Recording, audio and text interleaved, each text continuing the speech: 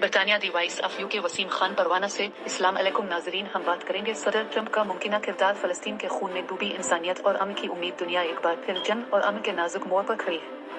اطلاعات ہیں کہ امریکی صدر ڈونلڈ ٹرمپ مشرق وسطیٰ اور متنازع خطوں میں امن قائم کرنے کے لیے متحرک ہونے جا رہے ہیں۔ بطور عالمی سطح پر پہچانے جانے والے رہنما، صدر ٹرمپ کے پاس یہ موقع ہے کہ وہ سیاسی فائدے کے بجائے انسانیت کو ترجیح دے۔ خطے میں امن صرف ایک خواہش نہیں بلکہ انسانیت کی بقا کی ضرورت ہے۔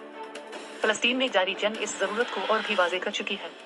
اقوام متحدہ اور انسانی حقوق کی تنظیموں کے مطابق اب تک غزہ میں 17,000 سے زائد بچے اور ہزاروں خواتین جاں بحق ہو چکی ہیں، جبکہ لاکھوں شہری شدید زخمی یا معذور ہیں۔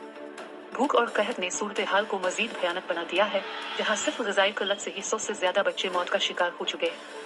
اسپتال تباہ، ادویات ناپید اور پینے کا صاف پانی تقریباً ختم ہو چکا ہے۔ یہ سب ایک ایسے وقت میں ہو رہا ہے جب عالمی برادری اور اقوام متحدہ زیادہ تر صرف اجلاس، قراردادوں اور بیانات تک محدود ہیں۔ عملی اقدامات نہ ہونے کے برابر ہیں، اور بڑی طاقتیں سیاسی مفادات کے بوجھ تلے دب کر انسانیت کے قلعام کو صرف دیکھ رہی ہیں۔ جنگ کے نقصانات کسی سے پوشیدہ نہیں۔ معصوم جانوں کا ضیاع، معاشی بربادی، مہاجرین کا سیلاب اور نسلوں تک پھیلتی نفرت۔